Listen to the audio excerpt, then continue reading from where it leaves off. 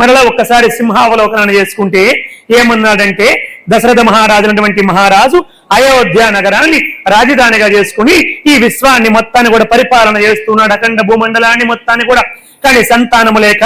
ఎంతో తపన పడుతూ ఉంటే గురువైనటువంటి వశిష్ఠ మహర్షి యొక్క సూచన మేరకు అశ్వమేధ యాగాన్ని పుత్రకామేష్టిని చేస్తే ఆ పుణ్య ఫలితముగా ఆ యొక్క దశరథ మహారాజుకి యజ్ఞ పురుషుడు యజ్ఞ పాయసాన్ని తీసుకుని వచ్చి ప్రసాదిస్తే ఆ పాయస ఫల ప్రసాదముగా కౌసల్య సుమిత్ర కైకలికి రామ లక్ష్మణ భరత శత్రుఘ్నులు జన్మించారు. వాళ్ళు పెరిగి పెద్దవారై గురువు దగ్గరికి వెళ్లి విద్యాబుద్ధులు నేర్చుకున్నారు. తదనంతరము రామచంద్రమూర్తికి విశ్వామిత్ర మహర్షి వచ్చి నేను ఒక యాగాన్ని చేస్తూ ఉన్నాను, ఆ యాగాన్ని రక్షించడానికి రామచంద్రమూర్తి రావాలి, అక్కడ రాక్షసుల ద్వారా చాలా ఇబ్బంది కలుగుతుందని చెప్పి రామచంద్రమూర్తిని తీసుకుని వెళ్తే రామచంద్రమూర్తి బయలుదేరి వెళ్లి తాటక సంహారం చేసి ఆ యాగాన్ని పరిపూర్తి చేసి అక్కడి నుంచి మరలా బయలుదేరి మిథిలా నగరంలో జనక మహారాజు చేస్తున్నటువంటి యాగాన్ని చూడడానికి వెళ్ళాడయ్యా. చూసిన తర్వాత అవలీలగా ఆ సీతమ్మ చరిత్ర తెలుసుకుని ఆ యొక్క శివధనస్సు యొక్క చరిత్ర తెలుసుకుని రామచంద్రమూర్తి శివధనస్సును ఎక్కుపెట్టాడు.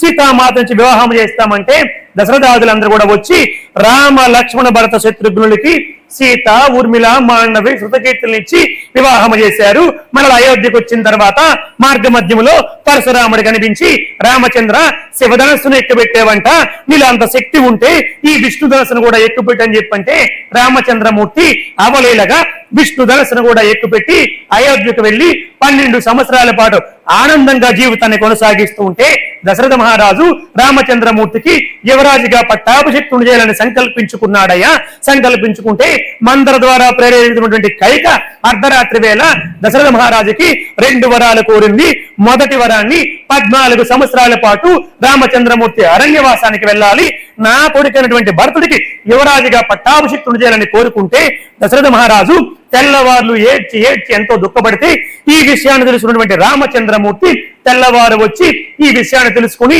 తండ్రి మాట తీర్చలేని కుమారుడు ఉంటే ఎంత లేకపోతే ఎంత అని చెప్పి అవలీలగా అరణ్యానికి వెళ్లిపోయాడు. రామచంద్రమూర్తి వెనకాతల లక్ష్మణుడు సీతమ్మ బయలుదేరి అరణ్యానికి వెళ్తే శృంగబేరిపురము చేరుకుని గుహుణ్ణి అనుగ్రహించి భారద్వాజ ఆశ్రమానికి వెళ్లి అనేక ప్రాంతాలు తిరిగి అరణ్యవాసం చేస్తూ ఉంటే రావణాసురుడు సోదరైనటువంటి శూర్పణఖ వచ్చి రాముణ్ణి మోహిస్తే లక్ష్మణ స్వామి ద్వారా శూర్పణఖకి ముక్కు చెవులు 2 కూడా కోయబడితే ఆ శూర్పణఖ వెళ్లి రావణాసురుని ప్రేరేపిస్తే రావణాసురుడు వచ్చి మారీచుడి సహాయంతో సీతామాతని అపహరించుకొని పోతే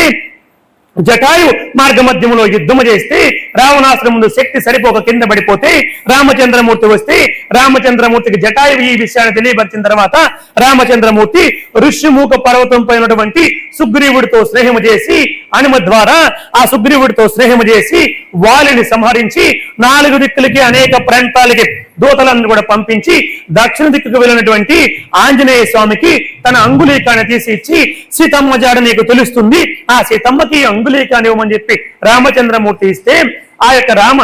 రామనామాన్ని స్మరించుకుంటూ ఆంజనేయ స్వామి 100 సముద్రాన్ని దాటి ఆవలకు వెళ్లి లంకలో ప్రవేశించి సీతమ్మకి రాముడిచ్చినటువంటి అంగుళీకాన్ని ఇచ్చి సీతమ్మ ఇచ్చినటువంటి చూడామణిని తిరిగి మరలా తీసుకుని జై శ్రీరామ్ అనుకుంటూ బయలుదేరి వచ్చి నా బలాన్ని వీళ్ళకి చూపించకపోతే వీళ్ళకి మరలా బుద్ధి రాదని చెప్పి తన తోకకు నిప్పు పెడితే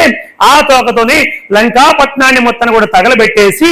ఏవలకు వచ్చి నలుడు నీలుడు ద్వారా రామచంద్రమూర్తిని అవతలకి 100 దూరాన్ని సేతు నిర్మాణం చేసి